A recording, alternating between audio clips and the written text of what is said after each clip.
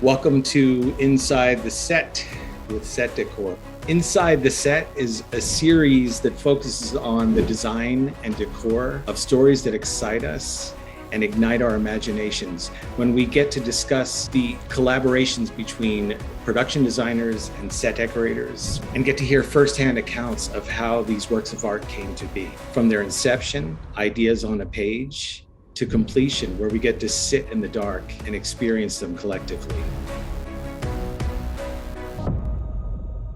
Welcome to Inside the Set with Set Decor. I'm Jen Pascale, SDSA, and today I'm pleased to welcome set decorator Lydia Marks, SDSA, and production designer Alex DiGerlando to discuss their collaboration on the Netflix film Tick, Tick, Boom. Before we get into discussing the film in detail, I'd like to ask you each to tell us how you got where you are in your career. How did you start out, and what's your joy? Lydia, let's start with you. Okay. So I found set decoration via possibly an unorthodox route, which was I studied documentary photography in college. I went to the School of the Museum of Fine Arts and Tufts University, and I liked street photography and I liked to document people's lives. While I was doing that and bringing my images into critiques in school, I realized the power of the environment that the subject was in to influence people's understanding of what was in front of them.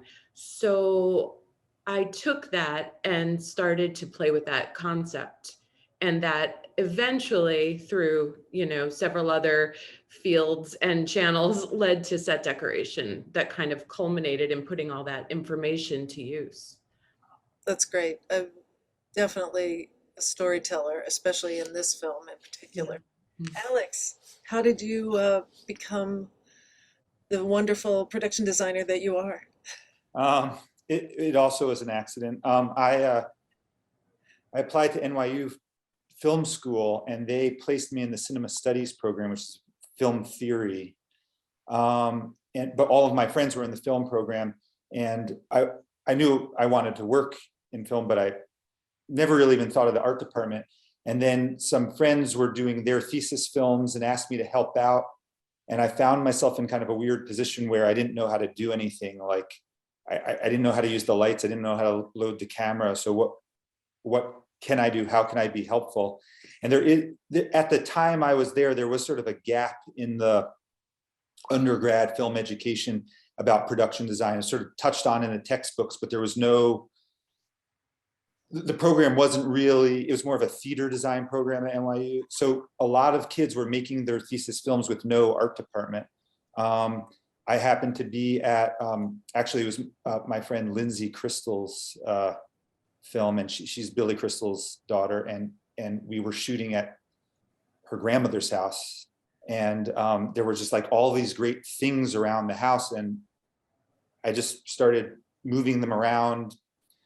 The character was supposed to be a little bit slovenly, so I brushed my teeth and spit the toothpaste in the sink and left that there.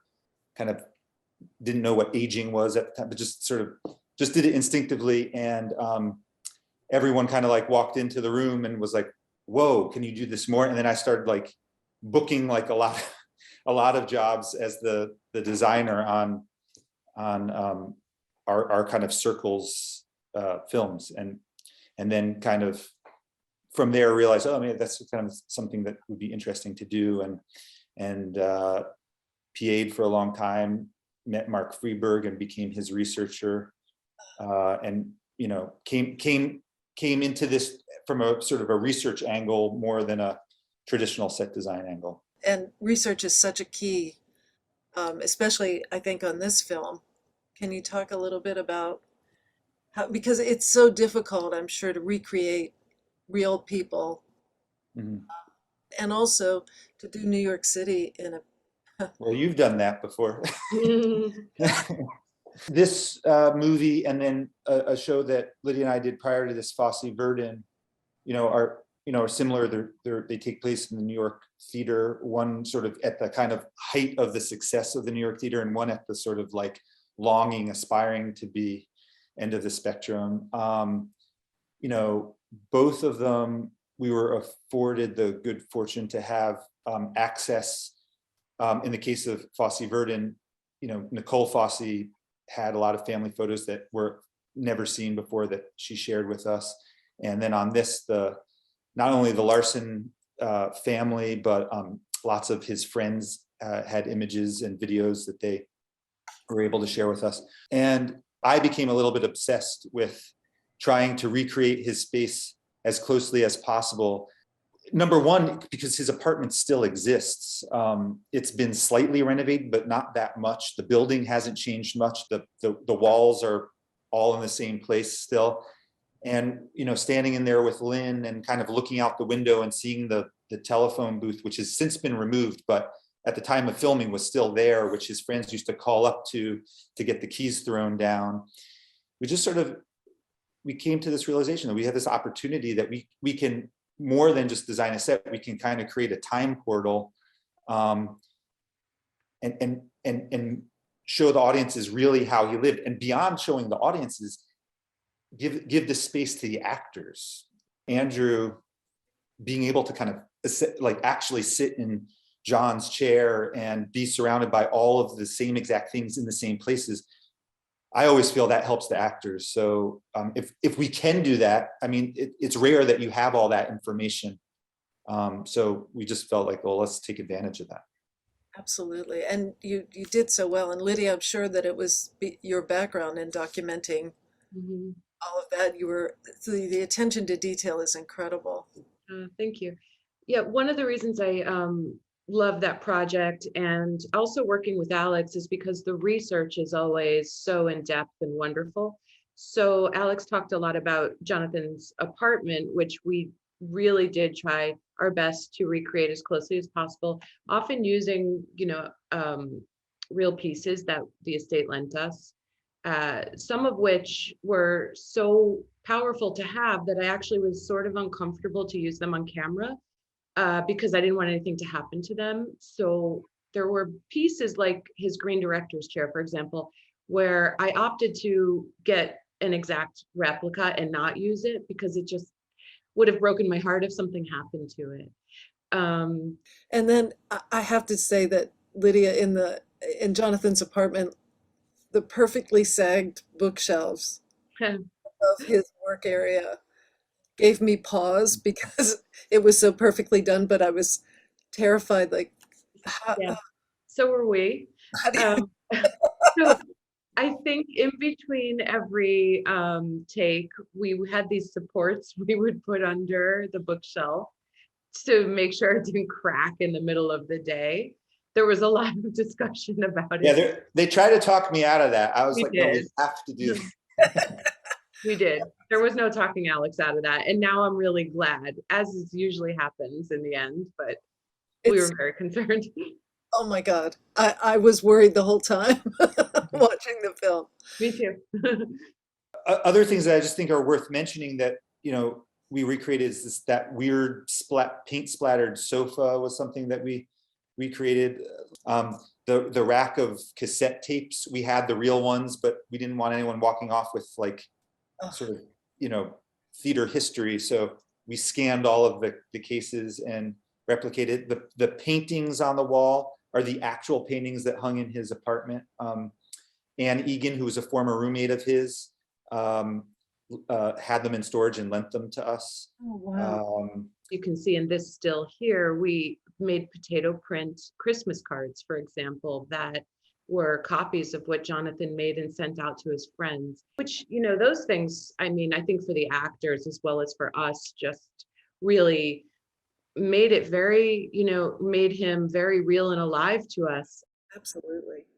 One fun thing was that every day on set, Lynn would come and change the refrigerator magnets and write new words, but not really tell anybody. So our continuity on our set was always in jeopardy, but it was great to read the fridge poetry that was created every day. I ended up starting to document it once I realized it was happening. Once my standby dresser complained to me about it, I started to take photos of it because it's so fabulous to read it. That's I mean, you know, you have a dedicated on-set dresser who wants to get in the way of Lin-Manuel Miranda writing poetry. Writing poetry. Just let it. We'll live with that. that's a struggle conversation you Yeah. want to have, right? Oh my gosh. Well, part of the film also takes place when Jonathan is performing on stage. Was that an existing location, or was that something that you had to end up recreating as well? So that space is the New York Theater Workshop, which is where Rent was born. The previews that Jonathan never got to see were there. Now, of course, when we were originally prepping the movie, they have a whole slate of productions that they were doing, and they couldn't slot us in. So we found this seltzer bottling factory in Bushwick that had a lot of the same brick walls.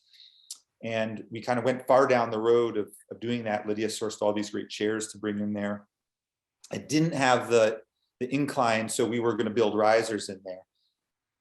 COVID happened, theater was shut down. And we realized we have this opportunity to actually give some of our resources back to this very important place that was so crucial to the development of Jonathan Larson. And so just by serendipity, we were able to set the scenes in the actual place, which I think, you know, was Lynn's dream from the get-go, and I think meant so much for the performers. It worked out really well. You know, we brought in all the equipment, the musical equipment, instruments and amps and everything, and put our carpets down. The biggest part of our dress was changing all the seats, because the seats were too new.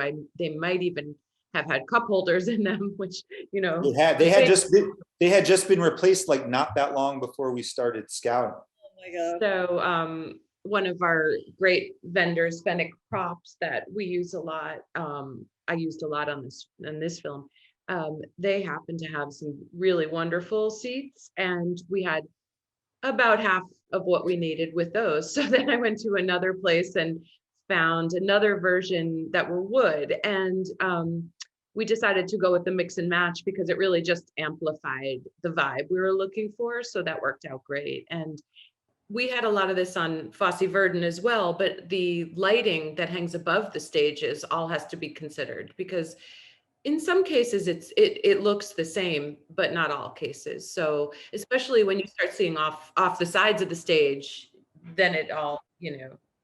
The fixture themselves, they're obviously different, but also there is a difference in the quality of the light. An LED, which most theaters are outfitted now, just have a much sharper, harsher light.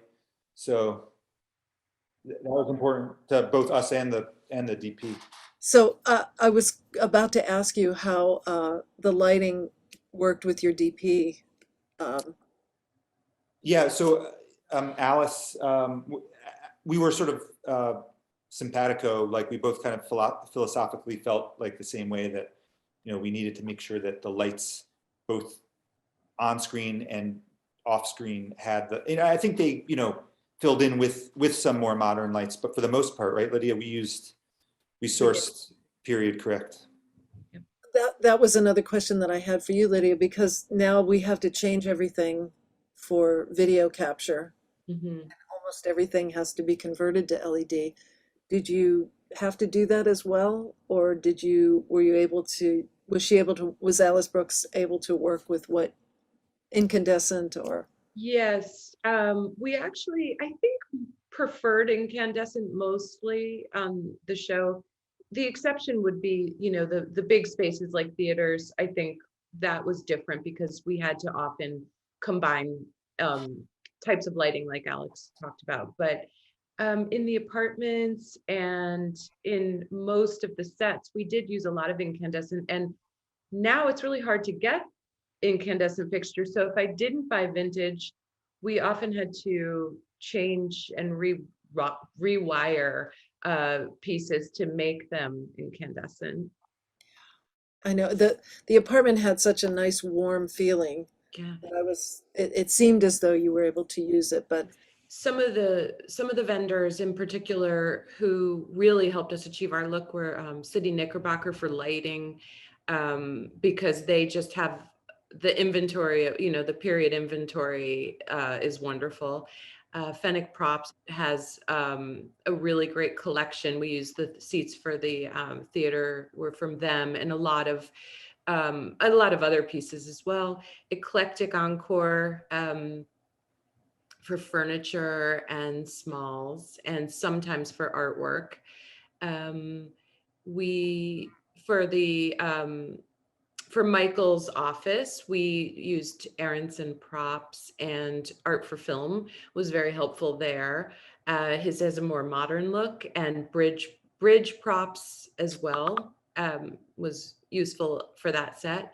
Aisling Flowers did all the flowers for the lobby, and that was very interesting to me because the head floral designer at Aisling Flowers has a lot of experience with actually decorating lobbies in the late 80s and early 90s on the Upper East Side. So she was a great guide to me in terms of what flowers were used in that era and how the arrangements looked. And I have made a New York in almost every one of my films that's slightly different.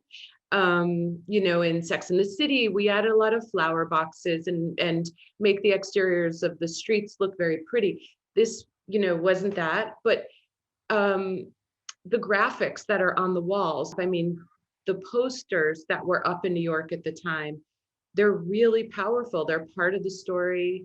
They're part of the vibe of New York at that time. And that's where that research comes in, finding the details that will show it without being very broad and just throwing things around. Times Square, we redid a Times Square set.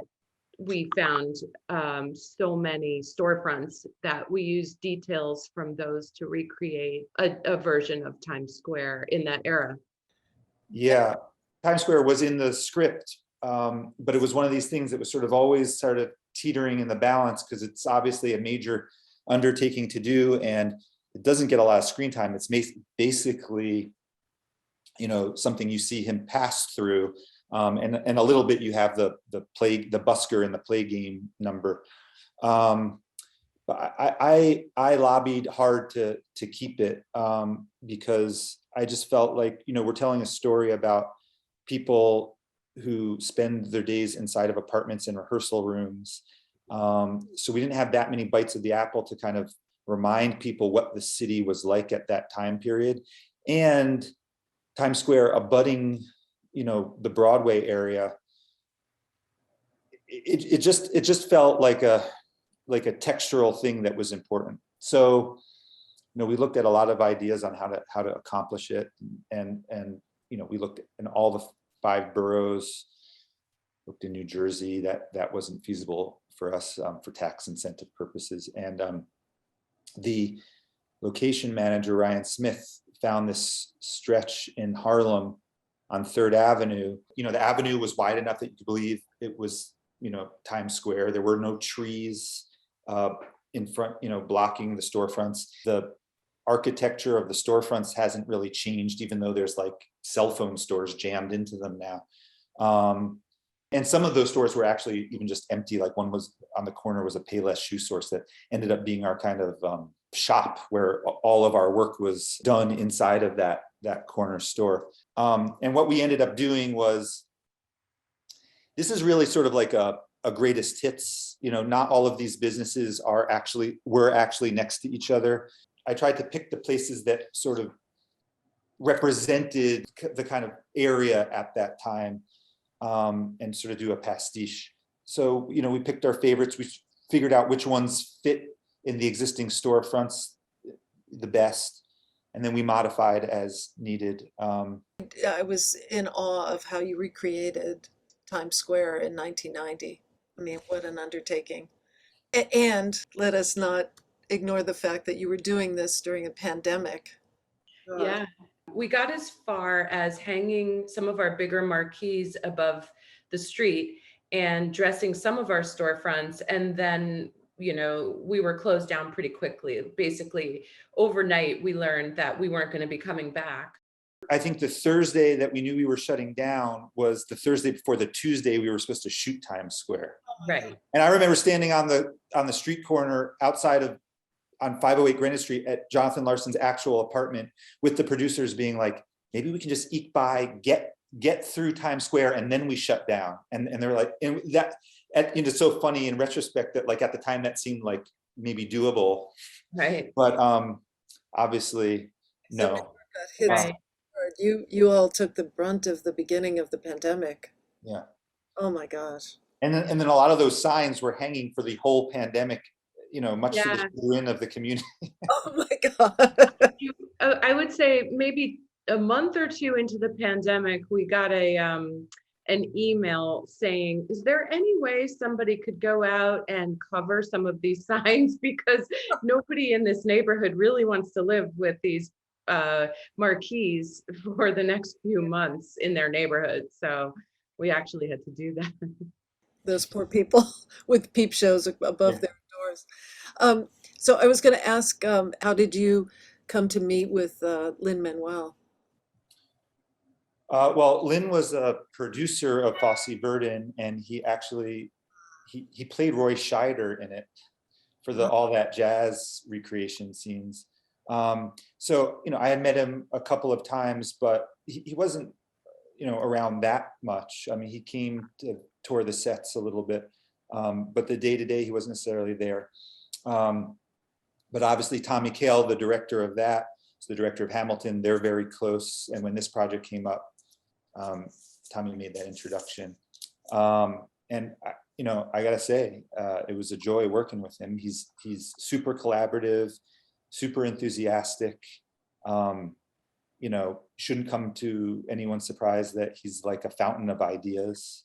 And very open to hearing ideas and accepting, and creates a really nice environment, I think, for the crew and cast on set. So I think everybody felt very supported by him, by working with Lynn. Yeah, we were to do a movie during a pandemic. Like, I can't really think of a better group to do it with. I mean, really, we always felt very safe. Good. Never, I mean, not an easy project, but it never felt hard. You know what I mean? Like, it was very joyful that way. We're all so lucky to have been privileged to work on films that are really special, that really you hold dear to yourselves, Yeah. right? Yeah. Absolutely.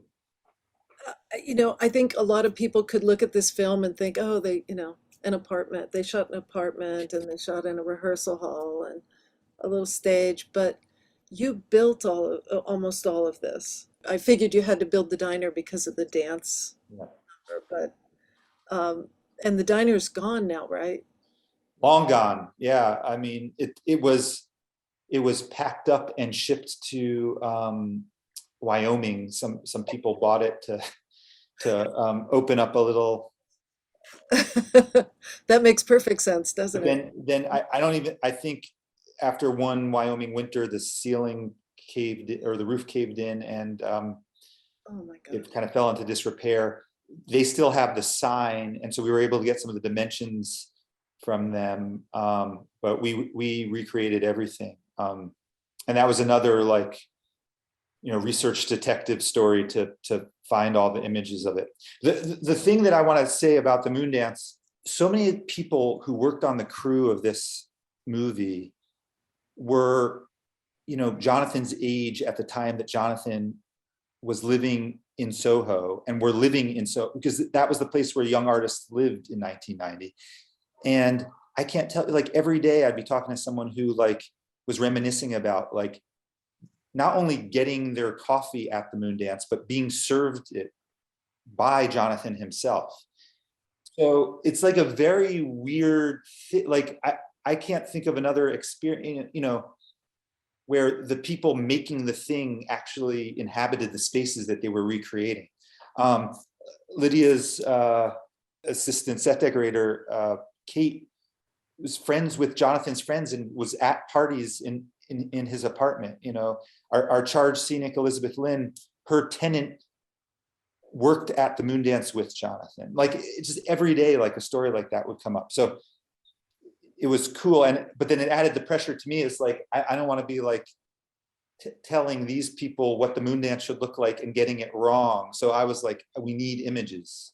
And there are a lot of images of the exterior available online, but the interior, you can kind of piece together a little bit from, like, there's a Miami Vice episode that shot there. There's an Aha music video, a Reading Rainbow episode. But then the two big windfalls were a video that Jonathan's friend Victoria Leacock gave us of Jonathan's last day at Moondance before he quit to go work full-time on Rent. And then Leanne, our researcher, found at the New York City, or the New York Public Library picture collection, boxes of negatives that hadn't even been scanned, that a location manager from who's working in the 80s and 90s had donated to the picture collection. And so she was able to, like, using her phone and an app on her computer, like, basically scan, like this sort of jerry-rig scanned the negatives. So we were able to look at these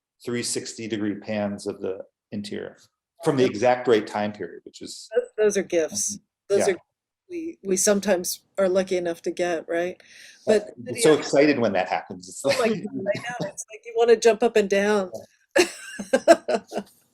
But Lydia, that plate, the interior was so convincing. I mean, it was just so real. I mean, kudos to you for pulling that off. That first of all, finding that many bar stools that match as a fellow decorator.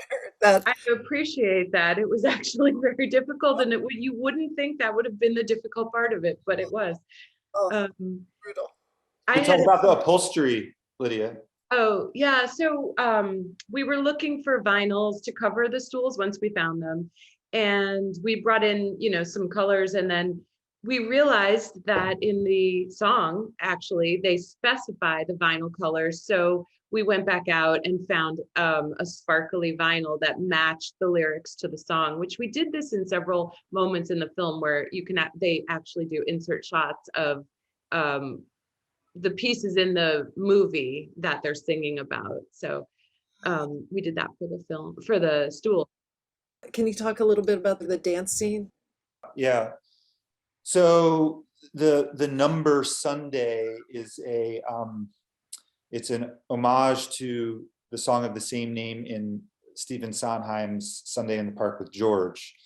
Instead of the Surratt setting, it's a greasy diner in Soho. But Lynn's idea from the jump was to kind of recreate the choreography from the Sondheim piece and transpose it to the diner. So he knew he had this idea. He wanted the diner to open up in some way. It took us a little while to land on the wall coming down, which was, in retrospect, should have been obvious because it becomes a stage and it creates a proscenium. The wall coming down on camera created some complications in terms of like what actually existed in the decor in the diner and having to make those two things reconcile. Yeah, so a couple places where we had to just sort out the details because the wall gets removed is the lighting in particular. We ran track lighting above the windows, but then we realized, as the wall comes down, how does this work? So we had to just reconsider how we were going to do all of our connections and electrical work and still achieve the lights, which was, historically where they were. Things like transitions from flooring that has to end, and then there's a gap because the wall comes down, like how we handled those kinds of ideas, how things were secured onto the walls and all of those things. The glass block vestibule area also needed to be considered because glass block gets quite heavy, and we couldn't really attach it to the face of the wall like we normally would have for safety. So my incredibly great set dressing team came up with alternate ways to handle all of these issues.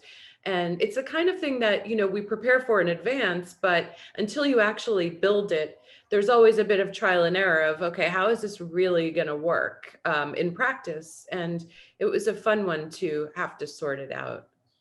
It also should be said that the wall that becomes a stage has windows in it. So Right.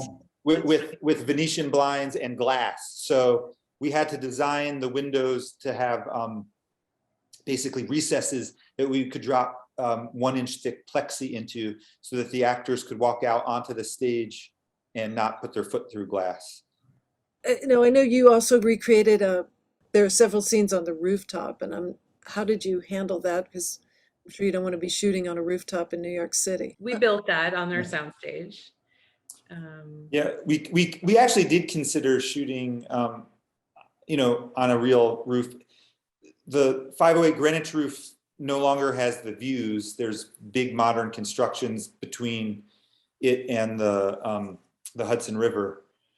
So we did get to go up there and scout and kind of get the dimensions.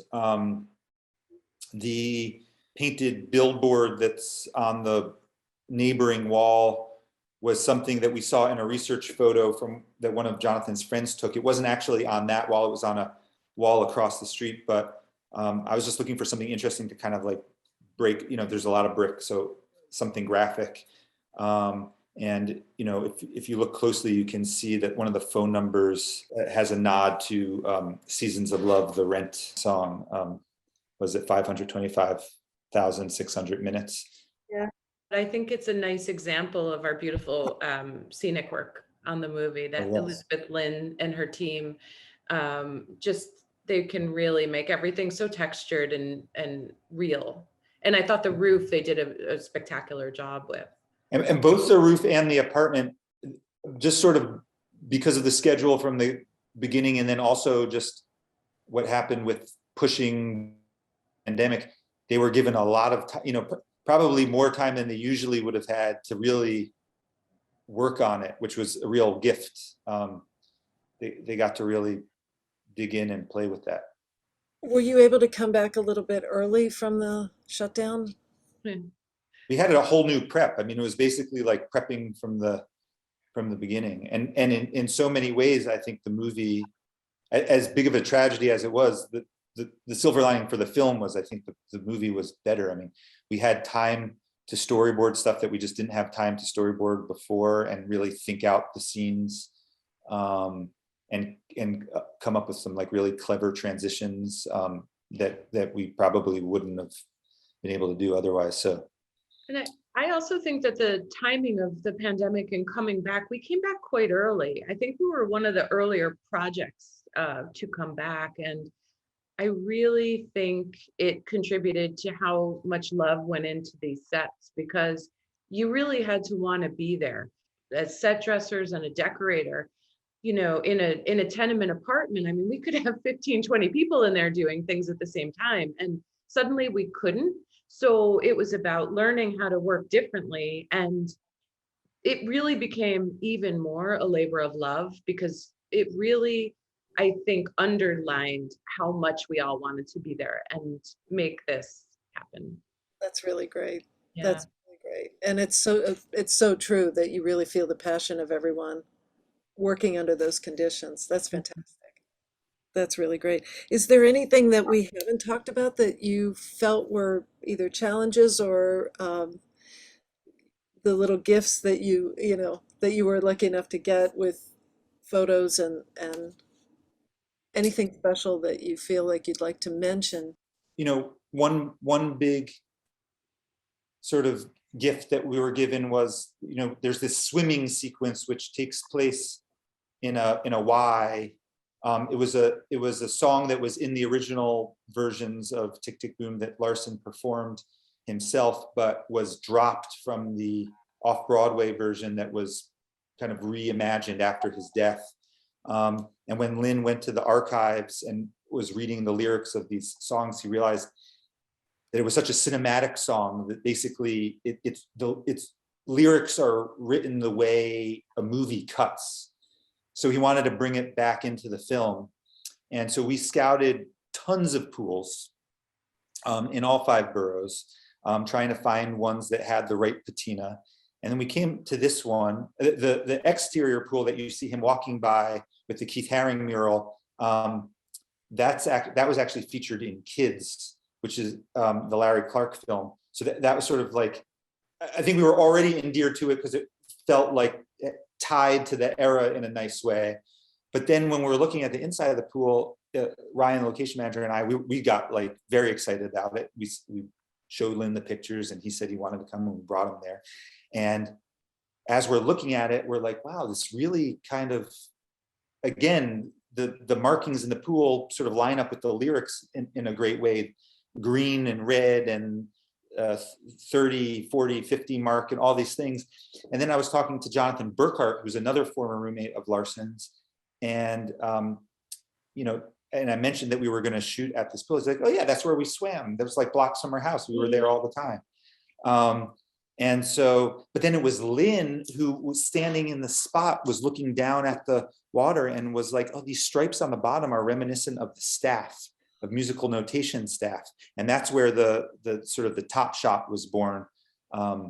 We always were going to have the musical notes sort of manifest somewhere, but the staff was sort of the kind of perfect way into that. And that's actually one of my favorite shots in the movie. It's perfect. It was just beautiful and really just subtle and brilliant as it had just appeared. It was really terrific. Now, I know you also had to do the contemporary world that Michael moves into. Mm-hmm. So you had his high-rise office and his fancy apartment. Were those found locations or? The tricky thing about this, right, is like apartments now in fancy buildings are fancier than someone of Michael's sort of career level would have been. So finding someplace that sold the kind of opulence that would really blow Jonathan's mind and would have the valet parking and all that stuff, but also have like apartments that felt like modest, that like a single guy would live there by themselves. That was a little bit tricky to find. What we ended up doing was we ended up building the apartment. So the building that we found, and I'm forgetting the address of it, but it was on the Upper East Side. It was sort of a big black monolith of black glass that had these kind of curved edges. So the corner apartments had these curves. So we ended up getting plate shots of that and superimposing it onto a totally different architectural style building down in the Village. And then we built the interior apartment on stage and basically copied the floor plan of the original location that we had found. The new lobby was very different than the original lobby. It was more of a pre-war building, and it had all these colonialist murals on the wall, which obviously not going to fly in a Lin-Manuel Miranda movie or any movie in this day and age. So all the murals that you see in that sequence, this great scenic artist, Stephen Barth, came out of retirement for us and painted them. And then we basically built just sort of freestanding walls that just, because we couldn't damage the existing murals. So we kind of built walls that stood, 6 inches off the walls. And so that's what you see in the movie. Lydia, you can take it. For me, Michael's apartment was actually a little tricky because it was minimally decorated. The big note in there was, of course, that the window shades had to all go up and reveal at the same time. And that was the easy part. But because there was so little furniture, and then also because he was fancier than he had been, fancier than Jonathan and their apartment, but yet he really wasn't incredibly wealthy. How do you strike that note? And so that was a tricky one for us, and you have to strike it with very few pieces. So that was the key to his decoration in his apartment for us. And then talk about the boxes. Yeah, I was just gonna say the details were really fun because he was supposed to be moving in, and I thought to myself, when I was that age and I was getting my first apartments, I didn't go to U-Haul and just buy 50 boxes, because why would you waste so much money on cardboard? So I would go to the grocery store every day before I moved and grab whatever they had that they had just emptied. So we decided we would produce screen prints that we could screen onto all the boxes. So they looked like old produce boxes from the grocery stores. And the other cool thing is that 508 Greenwich, where Jonathan and the character that Michael was based off of lived, below it was a food wholesaler called West Side Foods. And actually, so that was the business that their landlord really owned. And the landlord was the sort of the side income. And so that's also part of where we kind of got the idea to like do food boxes, because they would have just gone downstairs to West Side Foods and grabbed whatever boxes were like laying around. And then Lydia, also maybe talk about how the boxes fit into the choreography. Oh yeah, so then once we knew that boxes were going to be a big element in the set decoration, Ryan Heffington, our choreographer, started to incorporate them into the dance. So then we had to build reinforcements for all the boxes so actors could turn them into stairs during their dance routine and step up onto them to get onto the table. That is one of the pieces of furniture that's actually noted in the song. Is his table. So the table was a key piece, and then the boxes became the steps up to that. They walk down the boxes like a staircase in Yeah. one part of it. Yeah. Yeah. And well, that was another question that I had was, if you had to have sets ready to rehearse ahead of time, Yeah. which is always a fun thing that we Done it. Yeah. Yes.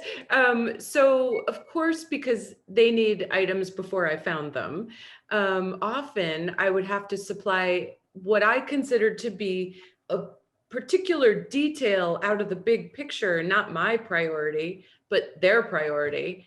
And they needed it to be able to make their choreography happen. So we would have to pick certain things ahead of the room. One scene in particular that this became an issue was Jonathan's apartment. We did there was a standing lamp that Alice Brooks had something in her mind of what she wanted it to look like, and Jonathan was going to hold it and use it as kind of a microphone. And I think we wanted to have triples because they were dancing with it, but it needed to be vintage.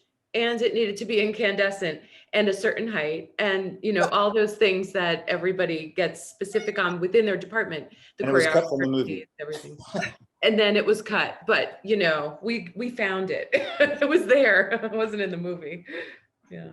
The other thing that should be said about that is like both Fosse Verdon and this project were done with like sort of the top of the field of theater people, and so they're very used to rehearsing a whole show in an empty rehearsal space with tape on the floor. And then, and then when they finally did get into this actual set to do, kind of the dress rehearsal, it was just like, there was such excitement because everyone was sort of like, everything that they kind of imagining is coming to life in the space, and seeing those two things meld was very gratifying. And to do this scene, like everybody that's in this scene quarantined for 2 weeks so that they could be together without masks. Because a lot of the other scenes, like anytime you saw an audience at the workshop of Superbia, at the New York Theater Workshop, and even in the diner with all of the Broadway legends, those were all tiled. So like we'd bring in like one batch of people all staggered, do a pass, then bring in another batch, do a pass, and I don't, however many passes it took to fill up the crowd. Wow, that's another layer of working in a pandemic that people don't understand. Well, I have to just commend both of you for just doing a fantastic job. You really captured this moment. The energy is there. You just feel, it just felt so natural. It felt just like you were watching someone's life story go by, and it really was brilliantly done. So much applause to both of you. And your teams. Thanks so much, Jane. Thanks for joining us for this edition of Inside the Set with Set Decor. Don't forget to subscribe to our YouTube channel and visit our website, setdecor.com.